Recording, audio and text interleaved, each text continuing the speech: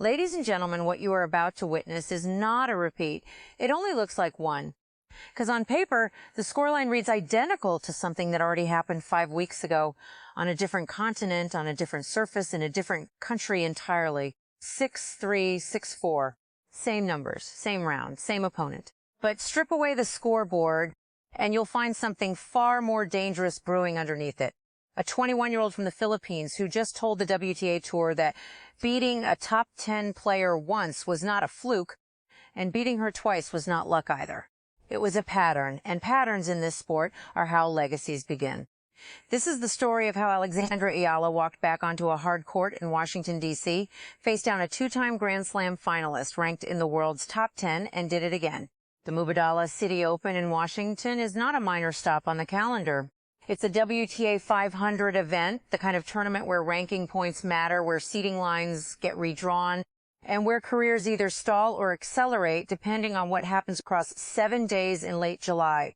This year, it opened the North American hard court swing, the gateway into the 1,000-level events in Toronto and Cincinnati before the U.S. Open.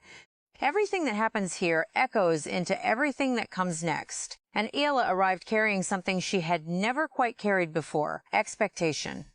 She came to Washington fresh off the biggest result of her career at Wimbledon, where she became the first player from the Philippines in the Open era to reach the 4th round of a Grand Slam, beating defending champion Iga Swiatek along the way.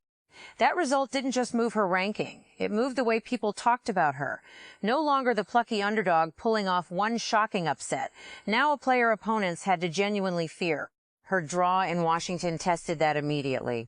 She opened her Washington run with a gritty 4-6, 6-4, 6-1 comeback win over Paris Olympic gold medalist Zheng Qinwen of China, followed by a composed 6-2, 7-6, 7-1 victory over Filipina-Canadian and defending champion Leila Fernandez.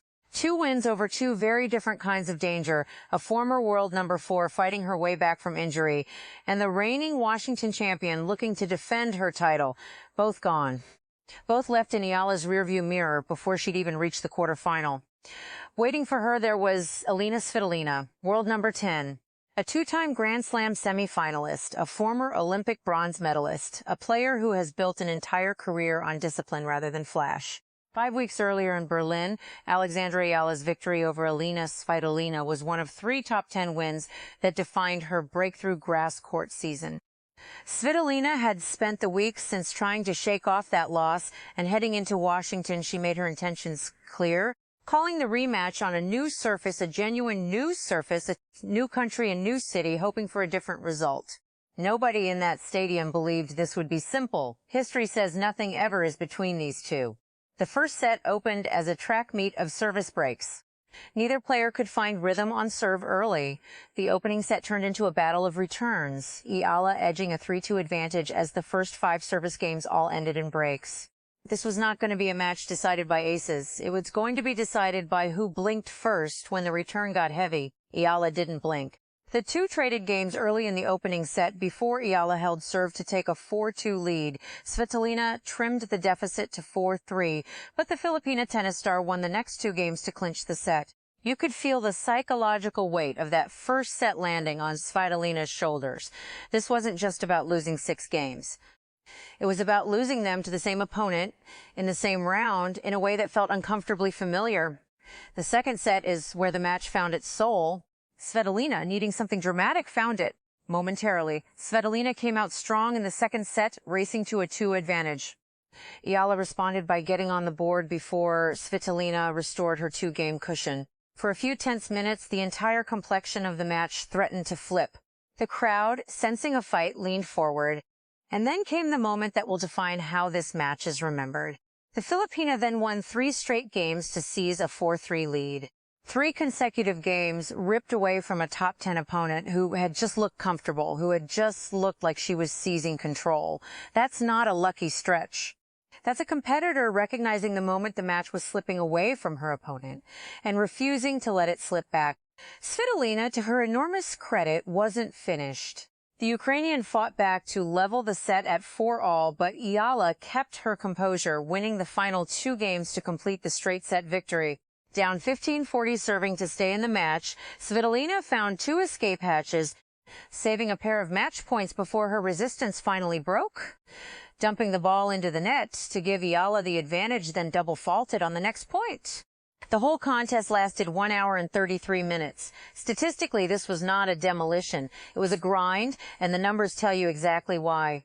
Eala's first serve landed at 63% for the match. Solid, not spectacular, but more than enough given how she used it. It wasn't about blasting winners past Svitolina.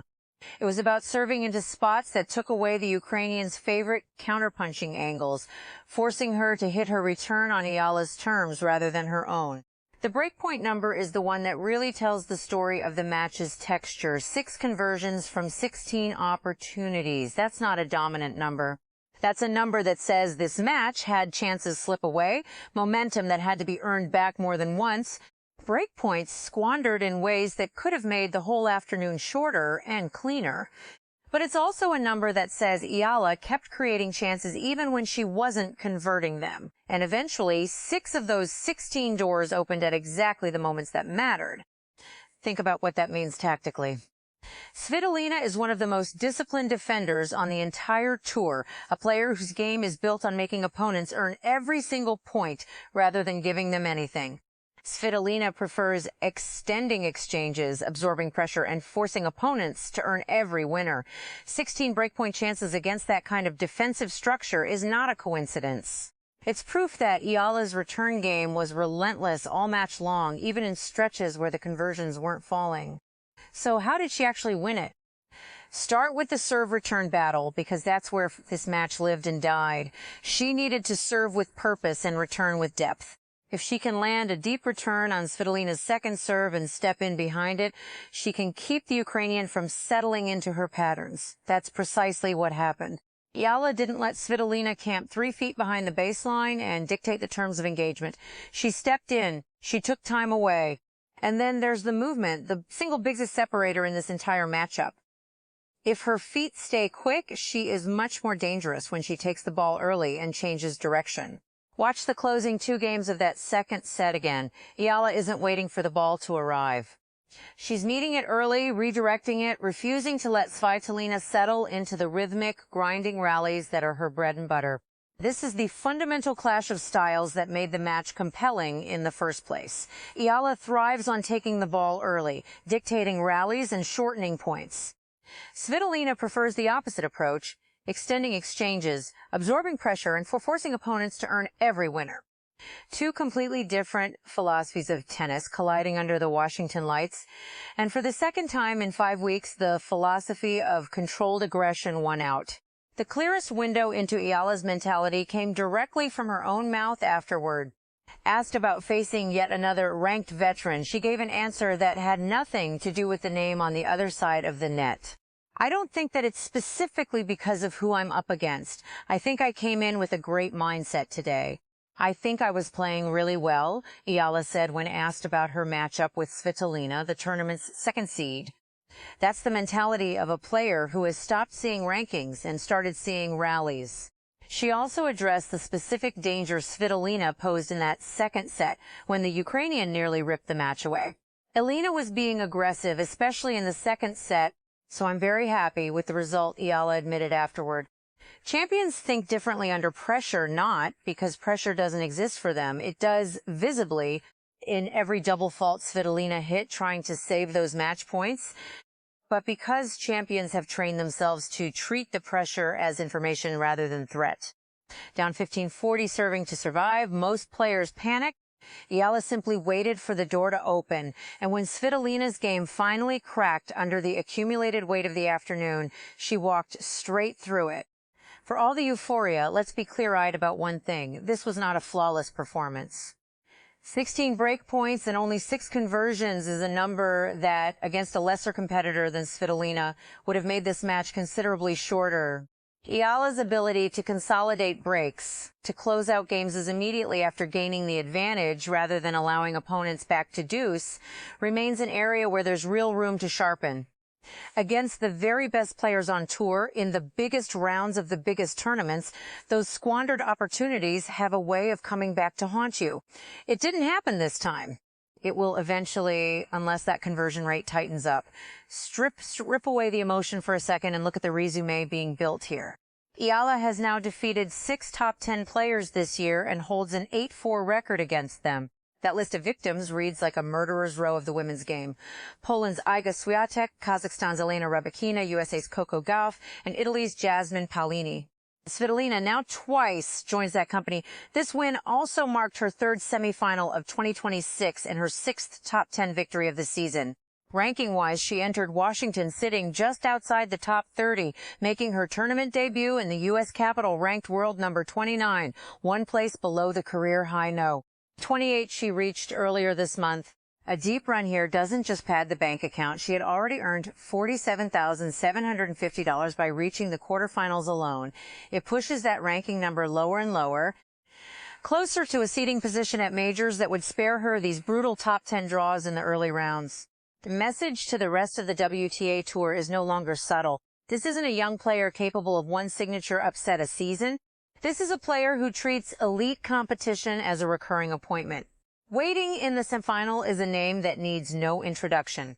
Naomi Osaka, 4-time Grand Slam champion, advanced earlier the same day with a hard-fought 4-6, 6-4, 6-3 comeback victory over Elisabetta Cocchiaretto that stretched to 2 hours and 14 minutes. It's Osaka's 2nd semifinal of the season, continuing a strong recent run in which she has now won 10 of her last 12 matches. This will be the first time in her career Eala faces Osaka. No history, no head-to-head baggage, just 2 contrasting generations of the sport colliding for the first time on a hard court in Washington. Eala herself seemed genuinely thrilled at the prospect, saying afterward, "She's such an accomplished player, and I think she's made waves on and off the tennis court for so many reasons. There's so much respect for her for that, and you know I'm really excited." Tactically, this is a fascinating puzzle. Osaka's game is built on raw power off both wings, particularly a forehand that can end points in a single strike when it's on. Eala will need her return positioning to be even sharper than it was against Svitolina, taking Osaka's flatter, faster deliveries early, rather than allowing the power to dictate rally shape. Osaka's own quarterfinal exposed some rust, a slow first set against a lower-ranked opponent before finding her range.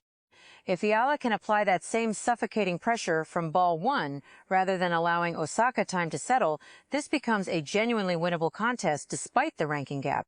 This was not just another win. This was not just another comeback against a slipping second set. This was proof, for the 2nd time in 5 weeks, that beating a top 10 player is no longer a moment for Alexandra Eala. It's a habit. Champions are not created when everything is easy. They are revealed in stretches like the one she just played. Down break points squandered, a set nearly lost, an opponent refusing to fold, and still finding a way through. If this performance is any indication, the rest of the WTA Tour should be watching very closely. Naomi Osaka is next. The stage only gets bigger from here. This is not the end. This is only the beginning.